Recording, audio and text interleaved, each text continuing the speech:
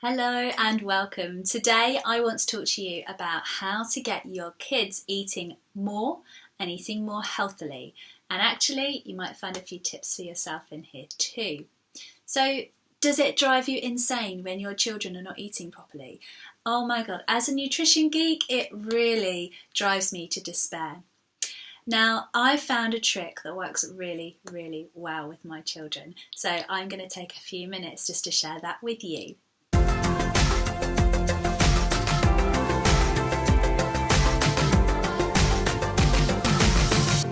We all know it's normal for toddlers particularly to go through phases where they get a bit fussy or decide they don't want to eat anything on their plate. And I first experienced this when my kind of gorgeous little baby who would eat whatever I put in front of her decided that actually she was going to stop all of that nice eating behaviour and announced she didn't like Martos and a few other cutely mispronounced names. We'd sit down, I'd feed her a meal, she would pick at it, but not eat very much. And then, about half an hour later, she would be asking for a snack. And a snack normally meant she was asking for biscuits, crisps, chocolate, certainly nothing healthy. And in a way, I could see where she was coming from. I mean, she was 2, and not no one had ever whispered to her, a moment on the lips, a lifetime on the hips. Why wouldn't she go for something tasty like that? She's oblivious to the dangers of sugar. She would just ask for what she thought was yummiest. And I get that.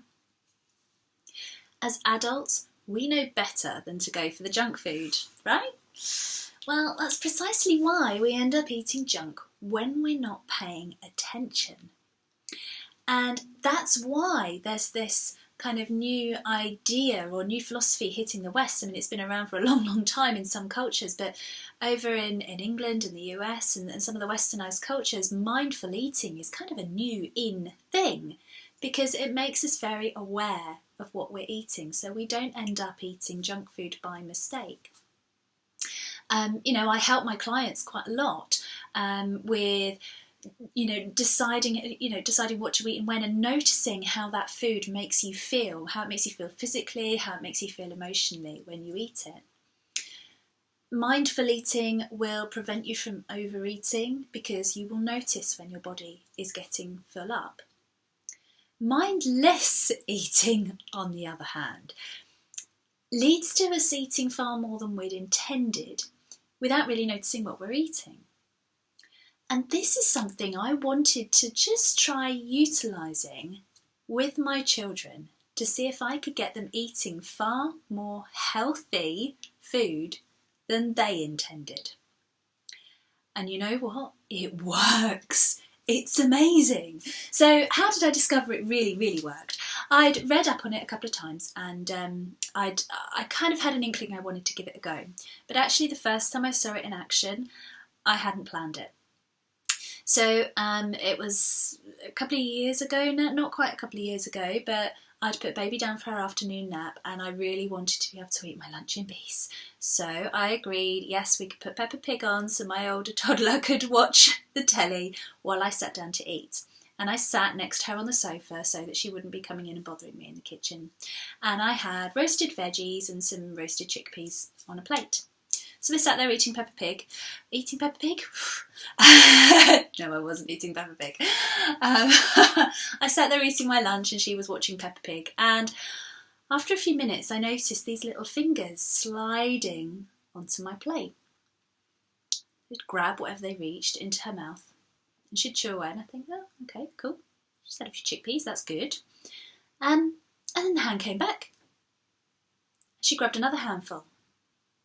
What she didn't realise, she'd got some celery. Don't normally like celery. Okay, interesting. She's chewed that, eaten it, swallowed it, and the hand's coming back for more. In fact, she didn't stop. She ate her way through most of my lunch. And it occurred to me, this is kind of how I look when I'm sat eating popcorn in front of a film. Complete mindless eating. It was fantastic. She ate a whole range of vegetables that she wouldn't normally eat had I put them on a plate in front of her.